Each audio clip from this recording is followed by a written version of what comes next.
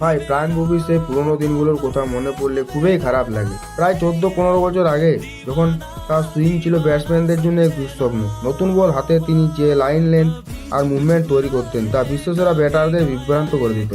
In swing out swing দুটোই ছিল সমান ধারালো। তার কন্ট্রোল ছিল অসাধারণ। কাল গুজরাট টাইটান্সের বিরুদ্ধে 4 ওভারে মাত্র 28 রান দিয়ে 3 উইকেট নিয়ে তিনি আবারও প্রমাণ করলেন ক্লাস এখনও পুরনো হয় না। হয়তো আগের মতো গতি নেই, কিন্তু তার অভিজ্ঞতা, নিখুঁত লাইন আর সুইং এখনও ম্যাচের গতিপথ বদলে দিতে পারে। এই পারফরম্যান্স শুধু একটা ভালো স্পেল নয়, এটা সেই পুরনো ভুবনেশ্বরের এক ঝলক।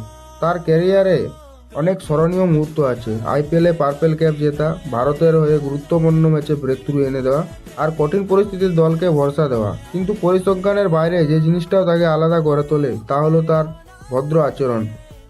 মাঠের বাইরেও তিনি সবসময় শান্ত, ডাউন টু আর্থ একজন মানুষ, যেটা ভক্তদের কাছে তাকে আরও প্রিয় করে তুলেছে। ক্রিকেটে অনেক তারকা আসে যায়, কিন্তু ভুবনেশ্বর কুমারের মতো খেলোয়াড় মনে জায়গা করে নেয় তাদের পারফরম্যান্স আর ব্যক্তিত্ব দিয়ে। আজকের এই স্পেলটা যেন আবার মনে করিয়ে দিল সুইংয়ের সেই রাজা এখনও হারিয়ে যায়নি।